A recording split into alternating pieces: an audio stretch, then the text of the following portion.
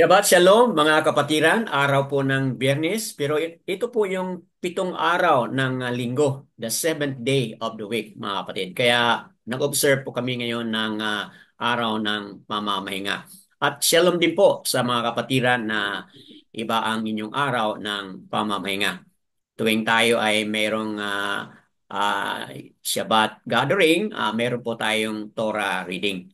So, bigay ko ang kay Sister Bakar sa iyo para sa ating introduction about sa ating chapter at sa ating Torah reader for today. Go ahead po, Sister Bakar sa iyo. Ah, Nabasa po natin sa chapter 20 tungkol kay Haring Kasakyahu na pinakamabait or pinaka-righteous na hari gaya ni Haring Daud sa buong Yahuda. At nalaman natin na ang anak niyang si Manasa ang sumunod sa kanya na maging hari. Kung ano po ang kaibahan ni Haring Kasakyahu kay Manasa sa kanilang pag-reign sa Yahuda. At ano pong aral ang makukuha natin sa buhay ni Manasa ay pakinggan po nating mabuti si Brother Daniel sa kanyang pagbabasa sa 2 Kings 21. Okay po. So, Okay, Brother Daniel. salamat po, Sister Bakar sa iyo. Go ahead, Brother Dan. Second Kings 21. Manasseh was 12 years old when he became king. And he reigned in Jerusalem 55 years. Wait. Uh, what do you... Okay. Yeah, 55 years. His mother's name was Hephzibah. He did evil in the eyes of Yahuwah. Following the detestable practices of the nation Yahuwah had driven out before the Israelites. He built the high places his father Hezekiah had destroyed. He also erected altars to Mighty One and made an Asherah pole, as Ahab, king of Israel, had done. He bowed down to all starry hosts and worshipped them. He built altars in the temple of Yahuwah, of which Yahuwah had said, "In Jerusalem I will put my name." In the two courts of the temples of Yahuwah, he built the altars to all the starry hosts. He sacrificed his own son in the fire, practiced divinations, sought omens, and consulted mediums and spiritists. He did much evil in the eyes of Yahuwah, arousing his anger. He took the carved Asherah pole he had made and put it in the temple, in which Yahuwah had said to David and his son Solomon, "In this temple and in Jerusalem, which I have chosen out of all the tribes of Israel, will put my name forever. I will not again make the feet of Israel wander in the land I gave their ancestors.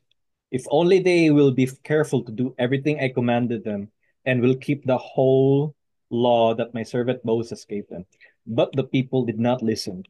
Manasseh led them astray, so that they did more evil than the nations Yahuwah had destroyed before the Israelites. Yahuwah said through his servants the prophets, uh, Manasseh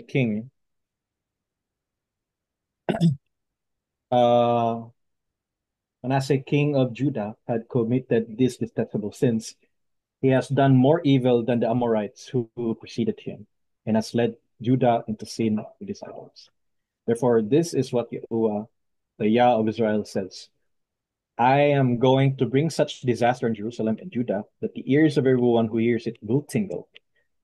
I will stretch out over Jerusalem the measuring line used against Samara and the plumb line against the house of Ahab. I will wipe out Jerusalem as one wipes a dish, wiping it and turning it upside down. I will forsake the moment. I will forsake the remnant of my inheritance and gave them into the hands of the enemy. They will be looted and plundered by all their enemies. They have done evil in my eyes and have aroused my anger from the day their ancestors came out of Egypt until this day. Moreover, Manasseh also shed so much innocent blood that he filled Jerusalem from end to end, besides the sin that he had caused Judah to commit, so that they did evil in the eyes of Yahweh. As for the other events of Manasseh's reign and all he did, including the sin he committed, are they not written in the book of the annals of the kings of Judah? Manasseh rested with his ancestors and was buried in his palace garden, the garden of Uzzah. And Amon and his son succeeded him as king. Amon was 22 years old when he became king, and he reigned Jerusalem in 2 years. His mother's name was Meshuleth, Meshulemeth, daughter of Haruz. She was from Jotbah. He did evil in the eyes of Yahweh as his father has Manasseh has done.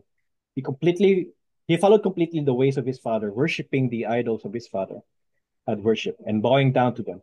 Who forsook Yahweh, Yah of his ancestors, and did not walk in obedience to him. Amon's officials conspired against him and assassinated the king in his palace. Then the people of the land killed all who had plotted against the king Amon, and they made Josiah, his son, king in his place. As for the other events of Amon's reign and what he did, are they not written in the book of the annals of the kings of Judah? He was buried in the tomb in the garden of Uzzah. Josiah, his son, succeeded him as king. Gideowa. So, salamat po, Brother Nagayawa. JM, sa pagkabasa ng ating Torah reading, mga kapatid. So, mga kapatid na manonood ngayon dito sa Republish, we are making some learning and relearning, no? Kasi sa nakaraang mga chapters, binasa po natin itong Hezekiah as Haskayao. Dito sa Hallelujah Scripture, yan po ay Hezekiah. But we are making changes, mga kapatid. Ang tamang pagkabasa po ay Kazak. Okay? Kazak Yao, mga kapatid. Yun po ang tamang pagkabasa. Sa pangalan na Heskiyao or Haskayao sa ating pagkabasa sa nakaraan. Or very commonly known as Hezekiah, mga kapatid. Hezekiah, we are now pronouncing it as Kazak Yao, mga kapatid. So sa ating nabasa ngayon, ayon sa introduction ni Sister Bakar Aseo, so ano yung mga nalalaman natin ngayon, mga kapatid? Sinunod ba ni Manasseh kasi siya po yung sunod na maging hari ng Yehuda? Sinunod ba ni Manasa, mga kapatid? AKA Manasseh? Sinunod ba ni Manasa ang ginawa ni Kasakyao, aka Hezekiah? Sinunod ba niya, mga kapatid? Ang sagot is, hindi niya sinunod, mga kapatid. But instead, yung mga sinira ni Kasakyao na mga altars, mga kapatid. Eh ngayon ang ginawa niya ay ibinalik niya muli, mga kapatid. Gumawa siya muli ng mga altars. Iyan po ang kasalungat na ginawa dito ni Haring Manasa, mga kapatid. And more than that, grabe no, yung siguro masasabi natin na influence na rin po siya sa kanyang ina, mga kapatid.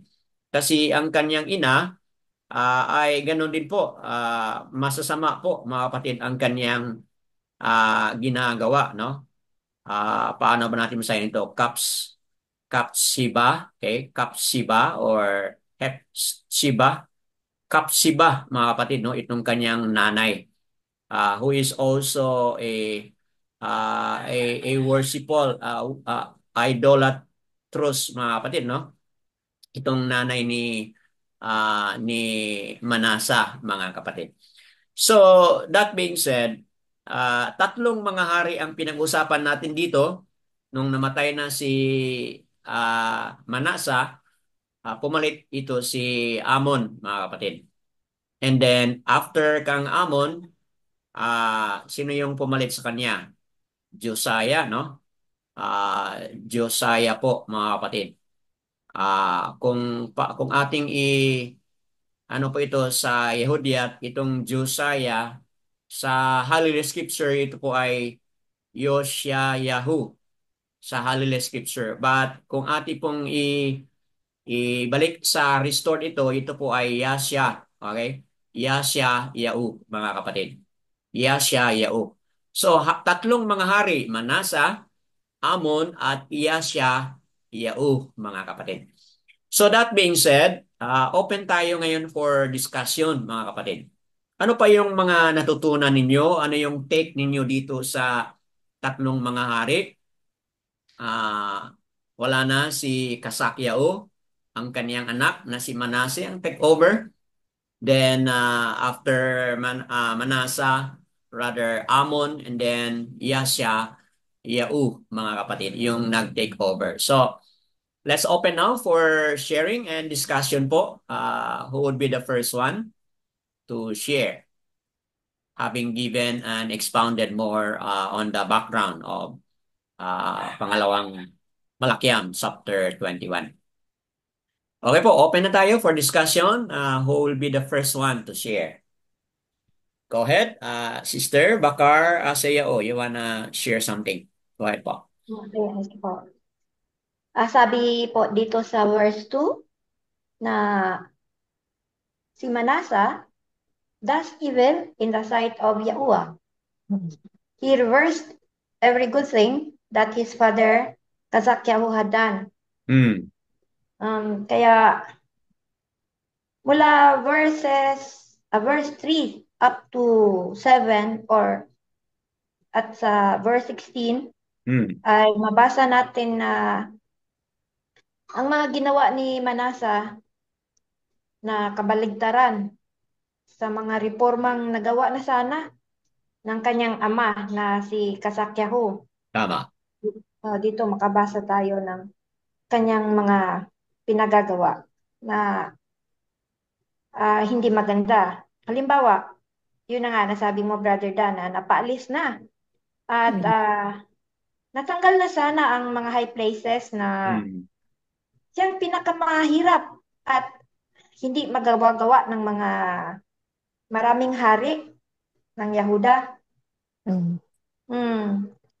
Si Haring Kasakyahu lang ang naglakas loob na tanggalin, alisin ang mga high places na doon nagsisamba ang mga Yasser-al.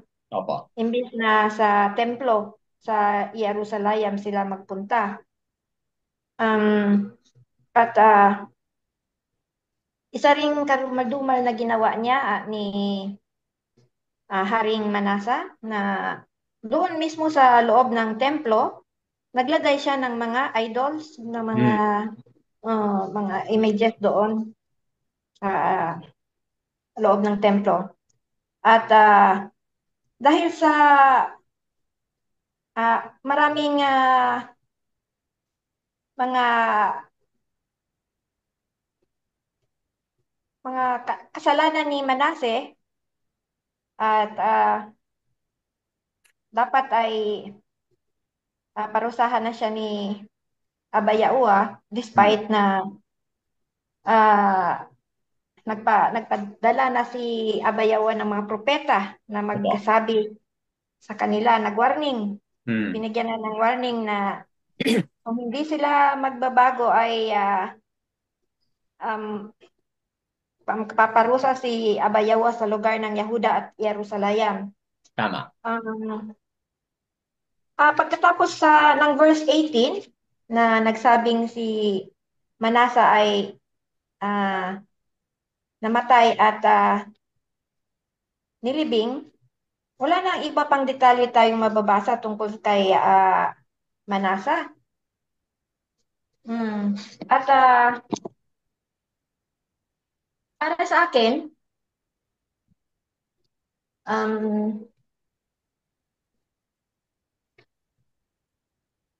ang masasabi ko po dito kay Manasa ay nag-umpisa siya maging hari sa gulang na 12 years old pa lang Opo. at naging hari po siya for 55 years. Layo, no? Tagal. Oo.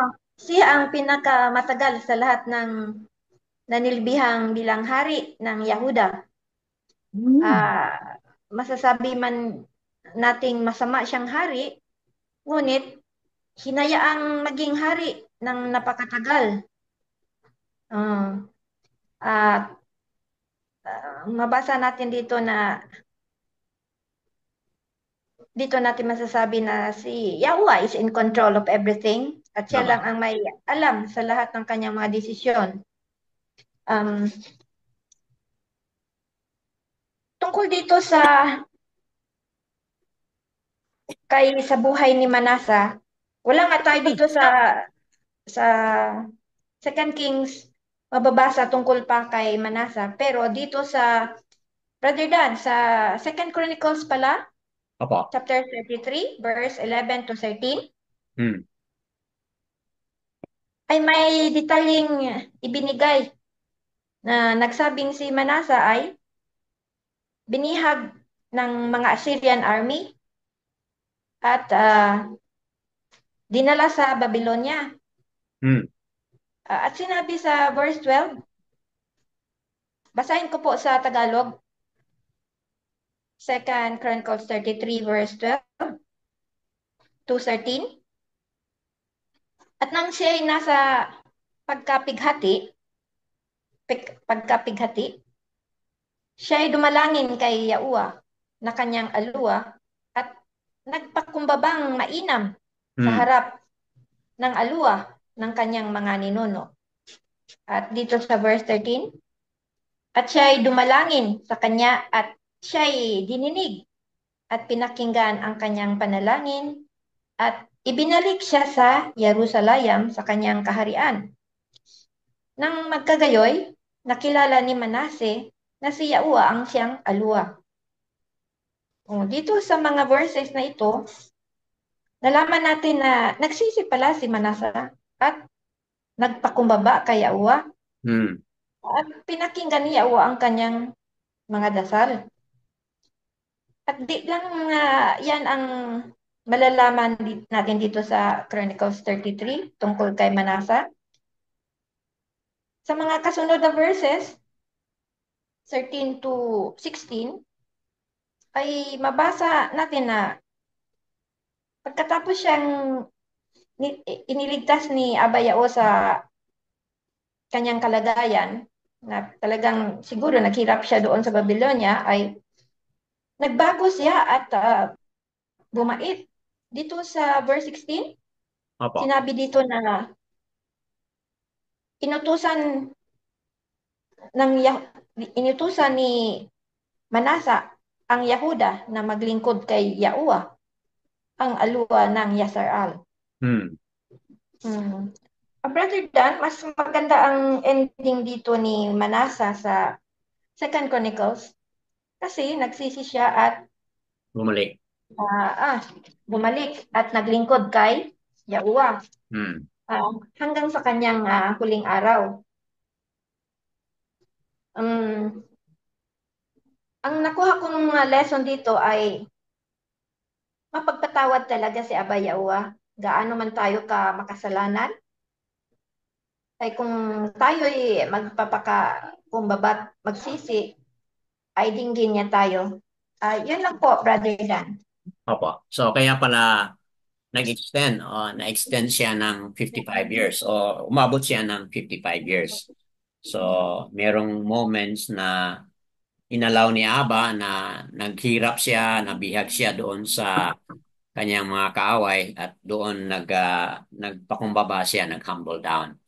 So, napakagandang lesson po, no, mga kapatid, dito sa highlight ni Sister Bakar Sayao, no? Nasa pangalawang hari, chapter 21 po tayo para sa mga bago lang nakapasok. So, mga kapatid, what a wonderful lesson. Yung binasa mo, sister, no? Pangalawang Chronicles, chapter 33 po, mga kapatid, yung binasa ni Yes, po. Sister Bakar Sayao bilang dagdag na additional nating information connected po doon sa pangalawang Malakiam chapter 21. Nais ko pong i-highlight, sister, no? Dito sa verse 16, nabasa mo po na ah, ibinababa ni Manasa ang order na dapat sambahin, mag-offer ng mga pasasalamat kay Abba Yahuwah. Yun po ang kanyang declaration dito. But verse 17, sinabi dito, but the people were still offering on the high places, though only to Yahuwah their Alua or Aluayam. Doon sa pagkabasa kanina ni Daniel, yeah. Okay? So, kasi yun po ang original naming pagkabasa noon, mga kapatid. Yung God, binabasa namin po as YA, Y-A-S, mga kapatid. So, ayan, mga kapatid, malalaman natin dito na kahit na si Manasa ay nagbago na po, but yung mga tao, okay, hindi pa rin sila nagbago. So, malamang yung malaking influence ng mga tao doon kay Manasa, ah, si Manasa ay nag-humble down na po. Bumalik na kay Abba Yahuwah, nag-repent na siya. Ngunit ang mga tao hindi na sila hindi agad nadala, okay? Hindi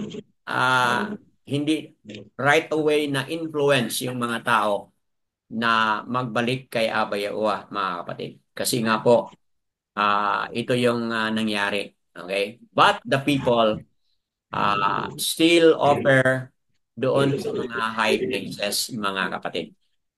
So, ayan ang kwento. At nais ko rin i-highlight na dito sa pangalawang Malakiam, chapter 21, ang nakalagay po dito sa verse 6, mga kapatid, no? Verse 6. And he made his son pass through the fire. Sabi sabihin, inoffer po ni Manasa ang kanyang anak bilang handog sa kanyang mga sinasambang mga mighty ones. Yan po ang nakalagay sa pangalawang Walakyam, chapter 21, verse 6. Pero dito, mga kapatid, sa pangalawang Chronicles, okay, pangalawang Chronicles, mga kapatid, ang nakasabi po dito ay sons. Okay, verse 6. Second Chronicles 33 verse 6, and he made his sons. So marami po. Okay? Uh, pass through the fire in the valley of Ban Hinnom and practice magic arts and use divination. So, anong ibig sabihin nito na his sons pass through fire? Hindi ba kaya ito, mga kapatid, na inoffer niya yung kanyang anak at sinunog? Yes po. Di ba? Yun po ang Yes. possible na nangyari dito, mga kapatid. So, marami palang mga anak kasi sa Chronicles, he made his sons. But dito sa Pangalawang Hari, chapter 21, verse 6, mga kapatid, ganun po, he made his son. So, ano lang po, mga kapatid, no? Isang anak lang. So, ano yung lesson natin dito, mga kapatid? Ito si Manase, ang highlight ko dito na nung siya ay naging idolatry na, mga kapatid, idolatrous. Nung siya ay bumalik na sa paggawa ng mga violation po ng Torah, paggawa ng mga kasuklam-suklam na mga gawain, abominable na mga gawain sa harapan ni Abiyaoa. Naging ano rin po siya, naging worst, mga kapatid, ang kanyang buhay. Na kahit ang kanyang anak ay maari na niyang i-offer, i-alay doon sa kanyang mga sinasambang mga mighty ones. So, mga kapatid, malaking influence din po ang kanyang nanay. Ngunit yung good influence supposed to be ng kanyang tatay na si Hezekiah, kung sa English ng pagkabasa, sa Yahudiat yan ay Kasakyao. Mga kapatid, hindi po niya binigyan ng halaga yung good influence, good model na ginawa ng kanyang tatay, mga kapatid. But instead, ang pinili niya yung evil deeds and evil influence ng kanyang nanay, mga kapatid. So, what's the point? What's the lesson, mga kapatid? Talagang ito yung pagpapakita, mga kapatid, na ang tao ay talagang meron siyang freedom. Ang tao ay meron siyang, binigyan po siya ng pagkakataon na siya ay, opo, free will na pumili, mga kapatid. Nawa, sa ating mga kapatiran na nandito ngayon, o kayo rin pong mga manunood sa Republish, o nga, binigyan na tayo ni Aba ng karapatan na pumili. Nawa, gamitin natin yung will na ito, yung freedom na ito, yung human will na ito ay gamitin po natin, mga kapatid, para piliin po ang tama. Gawin po, piliin po at gawin po ang gusto, mga kapatid. And that is going back to Torah, balik tayo sa kanyang mga kautusan, sa kanyang mga statutes. Yun po ang ating pipiliin. Kasi po, kapag piliin natin yun, mga kapatid, talagang magkakaroon tayo ng buhay. We are at the same time also choosing life, mga kapatid, instead of death. So nawa yan ay magbibigay po ng magandang pag-iisip sa bawat isa sa atin. Yadayawa po sa mga lesson na yan. Let's continue to share and open. Sister Corazon, mayroon kang Ah, idagdag? Go ahead po. Shabbat Shalom sa lahat. Sa Shabbat lahat. Shalom. Opo. Uh, Comparing the three kings, Opo. parehas silang tatlong nag-role ng Yahuda. Opo. Manasseh reigned for 55 years. Amon reigned for 2 years. Yashayahu was the one who changed Amon when he died.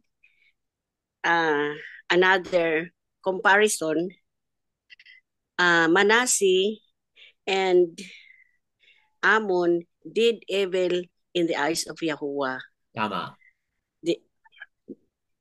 Pagkatapos, pero pala, si Manasseh, he humbled himself and repented to all his sins and did good in the eyes of Yahuwah in his last days.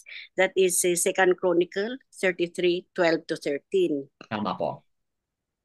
Amon didn't repent from his evil deeds, and he was killed by his servants.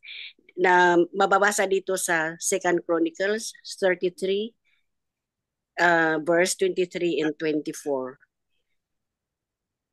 Yun lang po ang ma-share ko dito. Tama. So, what a wonderful compare and contrast, mga kapatid. So, yan, nakikita natin yung uh, the the bad side of this sa mga hari na ito, mga kapatid. But on the other hand, may mga good side din po. Manasa, sana highlight na ni Sister Corazon, oo, meron siyang bad side, but meron pala siyang good side kasi nag-repent nga siya. But ito si Amon, talagang lahat bad. Ang kaniyang buhay, mga kapatid. So, nawa, that's a good lesson sa atin, sister, no, na oo, may mga bad side tayo, but kapag tayo ay na-rebuke ni Aba sa ating mga hindi magandang gawa, then let's humble at balik tayo kay Aba Yahuwah. Yada Yahuwah po sa napakagandang sharing po ni Sister Corazon. Praises po. We have something else. Yes, Brother Demetrio, go ahead po. Yada Yahuwah po. Yada Yahuwah. Sa First King, sa Second King 21, chapter 21 man Opa. lesson. Sa tulo ka hari, giisgutan diha sa 20 o sa 21, ang amahan o ang anak o ang apo.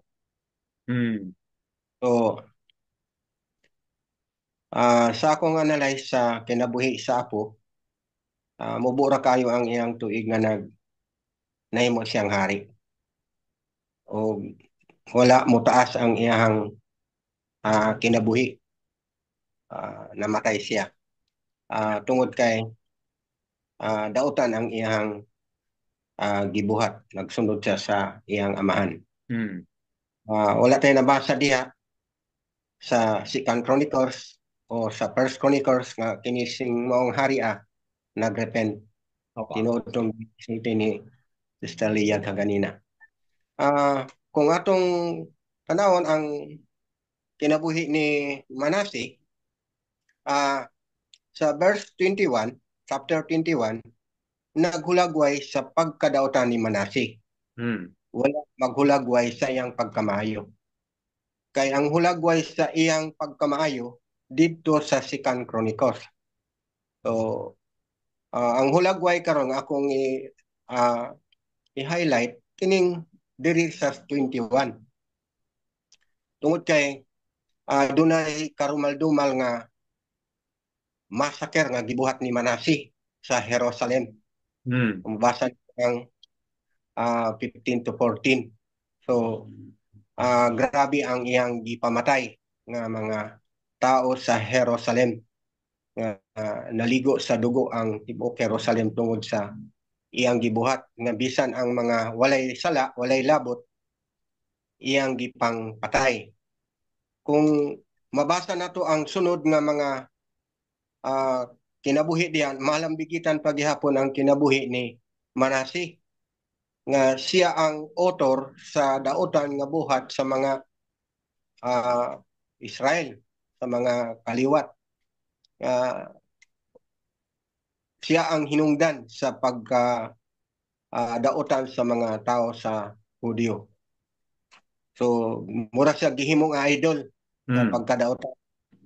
So, makita nato nga diri sa maong mga chapter, diri sa maong nga libro sa Second King, puro gyud ang kinabuhi ni Manase, puro dautan.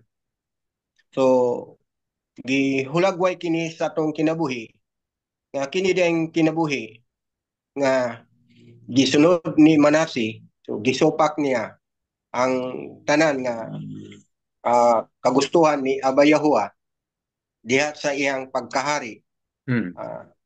Wala mahimot ini Aba Yahuwah ang tanan. Gikan sa iyang pagsunog sa iyang mga anak o hangtod na sa pagmasaker niya sa mga tao sa Jerusalem o paghimo niya og mga pagtugot niya sa mga anting-antingan, mga salamangkero o nagtawag og mga espiritu. So puro gyud kaligut-gut ang kangilad o nga gibuhat ni Manase sa mao nga nasod sa iyang paghari. Inungdan nga nakita ni Aba Yahuwah nga ang dautan nga buhat ni Manase.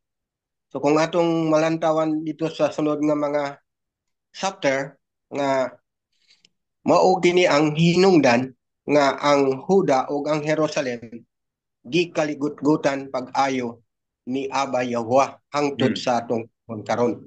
Tungod sa kinabuhi ni Manase nga nahimo siyang impluwensya sa pagkadautan ngadto sa mga katawhan sa Israel.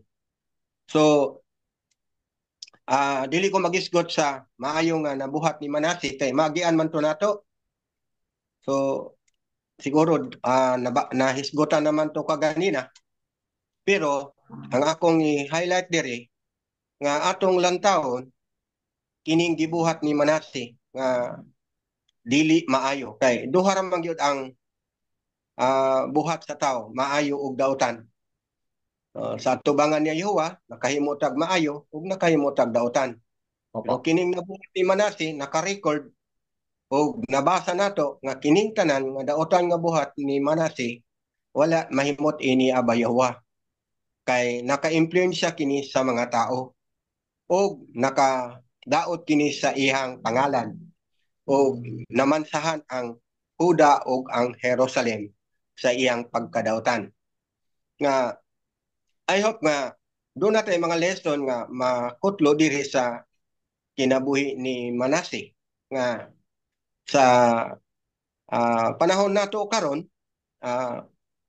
dili tungod sa kadaghan sa atong bantayan diha sa mga pulong ni Yaba Yahuwah, sa mga kasuguan o kabalauran, dili man aksepta sa bisan usa lang kabutang diha nga dili magustuhan ni Aba Yahuwah sa kinabuhi nato.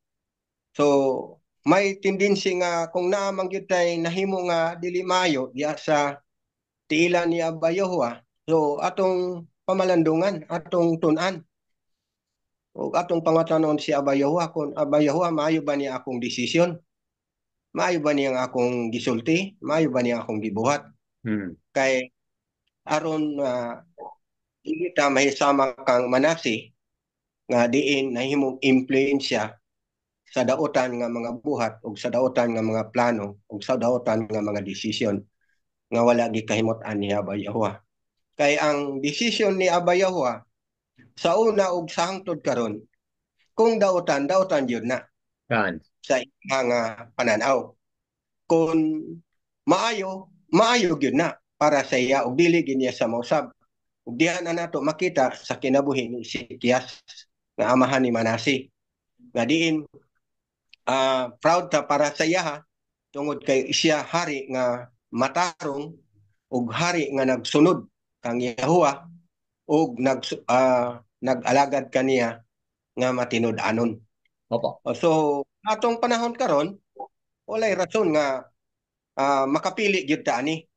I hope nga labi na sa atong panahon karon nga nanata sa naghinapos nga mga kapanahonan, ato kanunay pamalandungan, muni-munihan nato magabi magtrabaho ta matulog nga ang tanan nato nga desisyon makaayo ba ka ang Aba Yahuwah, o kung dili man siya maayo adto ko nga si Aba Yahuwah maghatag og mga mensahe kanato pinaagi sa mga Zoom o pinaagi sa basa nato sa iyang mga kasuguan. Kay sa giingon ko na ganina, daghan ang bantayan nato nga mga sayop nga sa atong hunahuna maayo na, pero kang Aba Yahuwah dili maayo. So dili maayo nga magpadayon. Kinahanglan atong mahibaluan pinaagi kay Yahuwah nga kanading mga desisyon nato nga wa niya mahimot pahibalo niya kanato sa tama insaktong panahon. Kay siya ramang yun ang nahibalo sa tanan. Mao ni siya ang akong nakita sa kinabuhi ni Manase. Ang akong nakita dinhi ang iyang pagkadautan ug ang iyang pagkadili masunuron kay Aba Yahuwah. I hope nga dili nato ni sundon kay bad ni siya. Ang atong sundon ang iyang amahan nga taong matarong nga nagsunod sa kabubuton ni Aba Yahuwah, kay kining mao nga hari nakapahimot kay Yahuwah ug nagtuo ko nga doon natay mga maayong nga pagtulunan nga nakuha sa kinabuhi ni Hari Ezekias. So mao lang na siya nga akong Yada, Yahuwah. So mga kapatid, i-translate ko no, yung kanyang paliwanag. Na-highlight na po niya ni Brother Demetrio.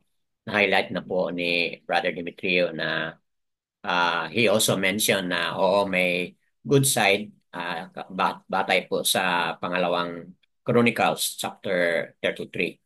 But ang na-emphasize ni Brother Demetrio yung nakasulat dito sa pangalawang hari, no? 21, highlight niya po rito yung dito banda sa verse 15, okay? Verse 15, verse 16 po ng pangalawang Malakiam. At dito na bigyang pansin ni Brother Demetrio na hindi sinunod ni Manasa yung good example, good model na pinakita ng kanyang ama na si Sakyahu, mga kapatid, or Hezekiah kung sa English, Hezekias po sa Cebuano. Yan, mga kapatid, ang na-highlight ni Brother Demetrio na kung saan hindi natin tularan itong ginawa ni Manasa, but instead tularan natin, mga kapatid, itong ginawa ni Haring kasakyao or sa ating napag-usapan sa nakaraan, haskayao, but we are making it correction mga kapatid, as kasakyao po. Tama. So, that being said, bakit seryoso ito mga kapatid? Kasi kung piliin natin yung masamang daan na tinahak ni Manasa mga kapatid, talagang ang hirap ng consequence mga kapatid. Ah, bakit po? Hindi lang mahirap kasi maraming mga taong ma-affected doon sa ating mga wrong choices, ating mga wrong decision mga kapatid. Dapat mag-isip tayo na we are not alone in this journey. Yung ating mga maling decision makaapekto po sa ibang mga tao yan, mga kapatid.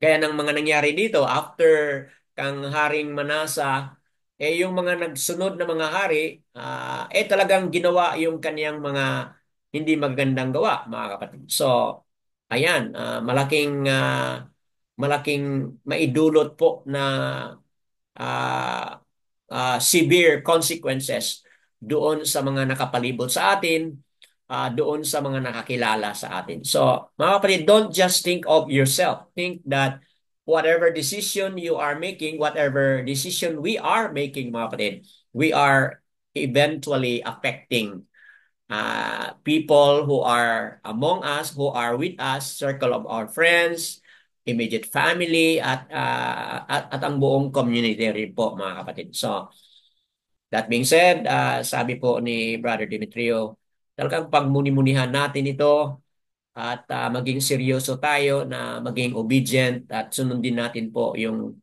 pinakita na ehemplo o example ni Haring Kasak Iyao or Hezekiah, mga kapatid. So, that being said, let's continue to open po.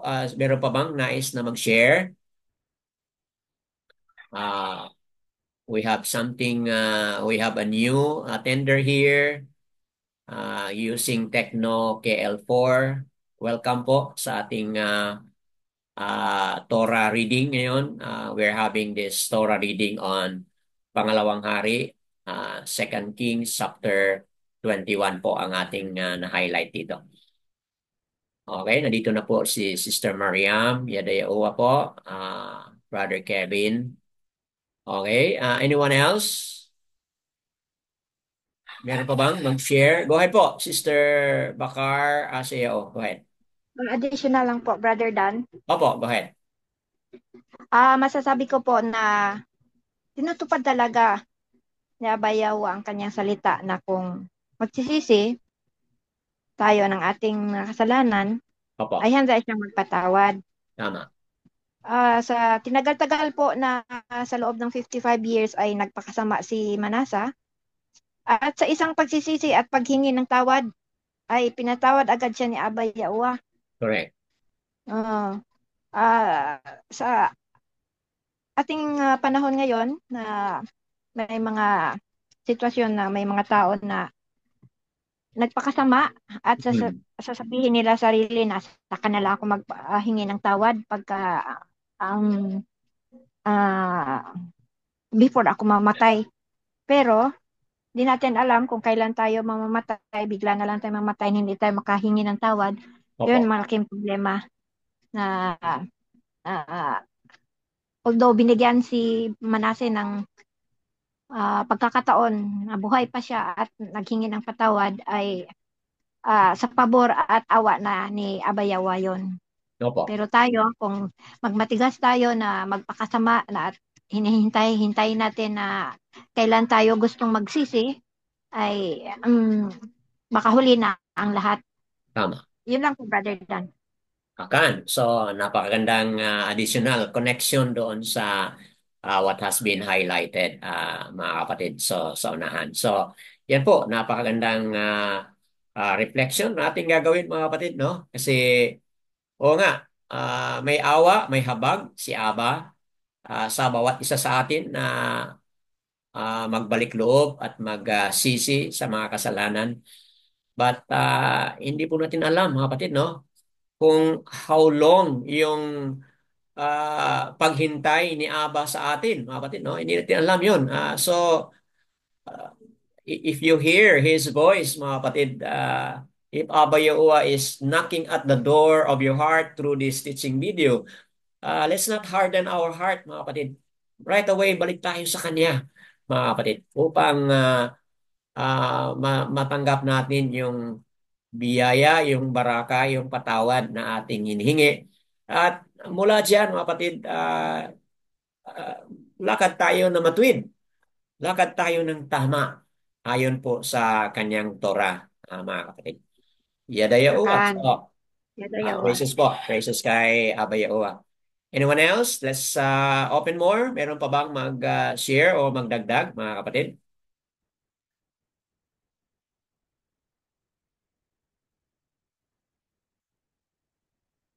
Kindly unmute lang po kung meron kayong nais na i-open up or nais ninyo pong i-share mula sa ating reading. Ano po yung take ninyo dito sa ating reading ngayon? Ano po? What stand out? What is one thing that really stand out po? Yung lalabas talaga na nag-come out siya na ito yung pangungusap ni Aba sa ating puso, mga kapatid. Nais niyo pong i-share? Let us know. Paki-unmute lang po yung inyong microphone at share kung meron po kayong nais na i-share. Brother Dan, Go ahead po. Make use of the time, sister. Go ahead. yes, sa nasabi ko na po na Yahuwah is very merciful talaga Po. na sa mabasa natin dito sa chapter na to kung anong mga karubal-dumal na pinagagawa ni Manasa. Opo. Talagang masasabing worst siyang king. Pero bakit natin masabi natin na pinatawad siya ni Abayaw at binigyan pa siya ng chance na makabalik sa Jerusalem at maging hari uli. Exceptional lang talaga si Abayaw sa kanyang mercy na magpatawad kahit sino man yung worst na gumawa sa kanya ng masasabi ko na dito sa kwentong ito, iba si Abayaw sa kanyang pagka-merciful dahil na compare ko doon sa noong unang panahon na very strict siya na yung pinatay niya si Uza ba yun na hinawakan lang yung cart Tama. na pinatay ka agad yung priest na nag-ano lang ng strange fire pinatay ka agad pero itong si Manase na gumawa pa ng altar sa loob ng templo wala hindi pa pinarusahan hinayaan lang ni Abayawa na tumagal ng tumagal ang kanyang pagkaging masama. Yun lang pa naisip ko, Brother Dan. Opo. Malalim yung pag-iisip mo, sister. Kasi kung tingnan natin yung context dito sa Yehuda, okay po. Abba Yehoah is very patient with Yehuda. Kasi yung, if we say Yehuda, mga kapatid, we are referring to the two tribes. Kasi nahati na to sila sa panahon nito, mga kapatid, no? Nahati na. Yung 10 tribes doon sa up north, yun po ay 10 tribes. Sila po ay nabihag na po. Okay, nabihag na po sila doon sa Assyria. Ngayon, ang umaatake na ngayon dito sa Yehuda ay itong Babylon, Babal, mga kapatid, ang umaatake na ngayon dito. But itong mga kapatid, makikita natin na hinayaan ni Aba yung kasalanan ng Yehuda na magkakaroon po sila ng mga kapatid ng, shall we say, extension, kumbaga. Kasi yung kasalanan po ng North already accounted na yon kasi they were captive na po, mga kapatid. Killed and captive. At nandoon, nabihag na po sila doon sa Assyria back in 722 BC.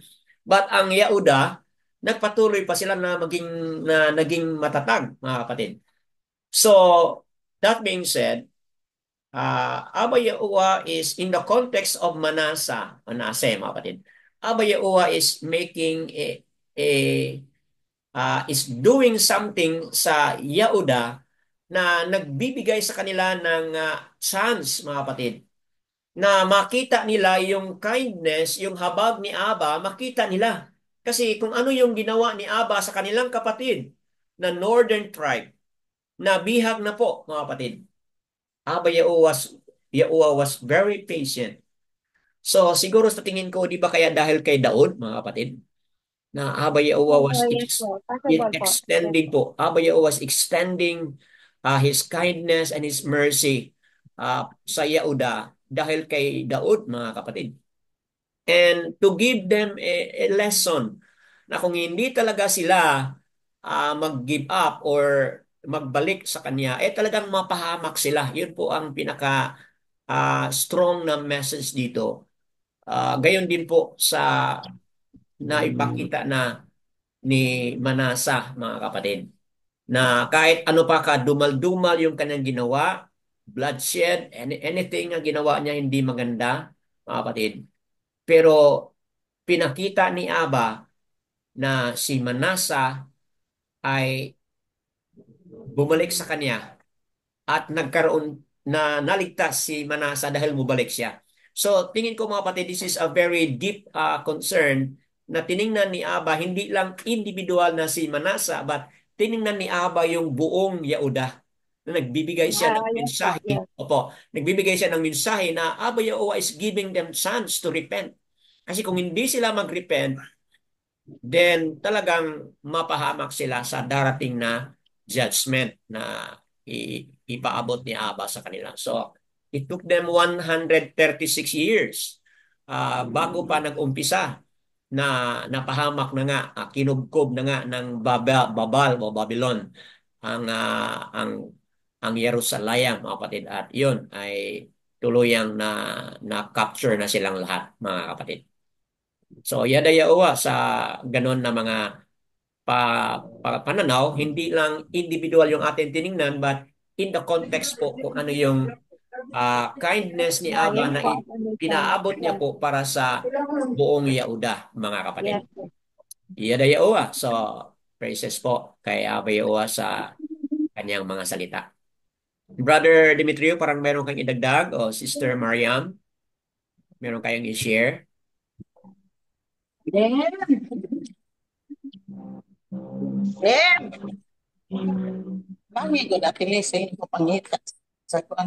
Sister Mariam, meron pa ba kayong i-share?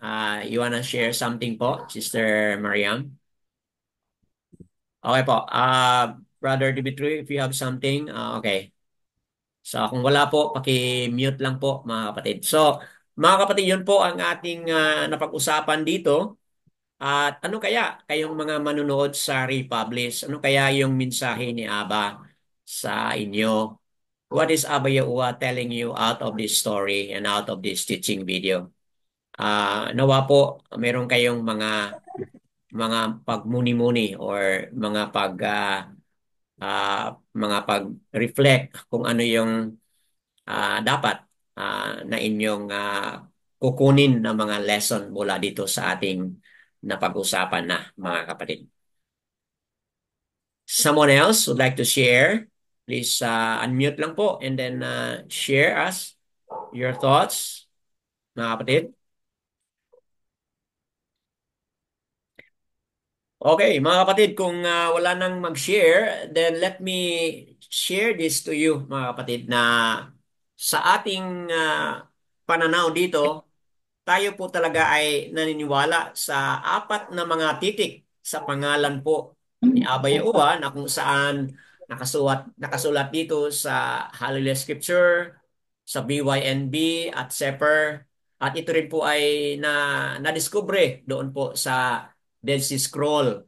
Itong apat na mga titik, ito po yung tunay na titik sa Paleo Hebrew Yehudiyat, yung pinaka-ancient, mga kapatid.